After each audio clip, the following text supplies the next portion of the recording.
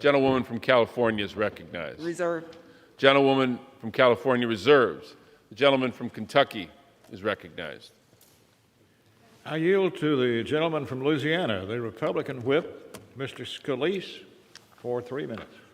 Gentleman from Louisiana, the Republican whip is recognized. I thank the gentleman for yielding, Mr. Speaker. I rise in strong opposition to the bill, but I specifically want to talk about a provision that is being gutted that for decades has been bipartisan. Mr. Speaker, that's the Hyde Amendment. Back in the 1970s, when Henry Hyde came to Congress from Illinois, one of his main objectives was to protect life. And he started on a quest to do that on a number of different fronts, and he ultimately found a bipartisan consensus put into law back in 1976 to say that no taxpayer funds should be used for abortion. It was actually something that Republicans and Democrats rallied around. Since that time, every appropriations bill that's moved through Congress for over 40 years has included Hyde protections until today. This is a sad day when you see how the Democrat Party has changed from the party back then, including, I want to read a quote, Mr. Speaker. This is from 1994. A prominent United States senator said, quote, "Those of us who are opposed to abortion should not be compelled to pay for them," closed quote. You know who said that? Joe Biden said that, Mr. Speaker. Where is that Joe Biden today? Where is that Democrat Party today that has changed and moved so far away from those principles that were bipartisan?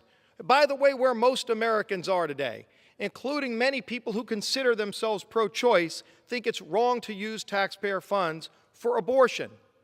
And yet this bill guts that decades-long tradition. Again, I will read from Joe Biden himself. Quote, "Those of us who are opposed to abortion should not be compelled to pay for them." Why would we be abandoning that decades-long held tradition that is also held by most Americans across this country? And not only, Mr. Speaker, are they gutting Hyde protections in this bill, they actually put millions of taxpayer dollars in this bill to fund Planned Parenthood facilities.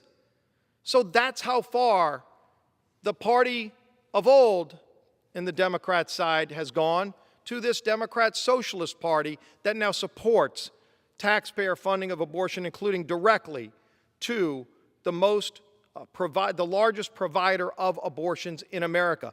This must stop. We will fight to stop the gutting of the Hyde Amendment and the break from this bipartisan tradition. Before this process is over, let's get back to those principles that unite most Americans and should unite all of us in Congress, that no taxpayer funds should go to provide for abortions. With that, I yield back the balance of my time. Gentleman yields back. The gentleman from Kentucky reserves. Gentlewoman from California. Reserve the balance of my time. Gentlewoman reserves. Gentleman from Kentucky is recognized. Chairman, we have no one else here. Why don't you ask Ms. Lee if she has any other speakers? If not, you're prepared to close. Mr. Speaker, I have no further requests for time, and I wonder if the gentlelady has such a request. If not, we're prepared to close. We have no further requests. Okay. Gentleman from Kentucky. I beg pardon. We do have an additional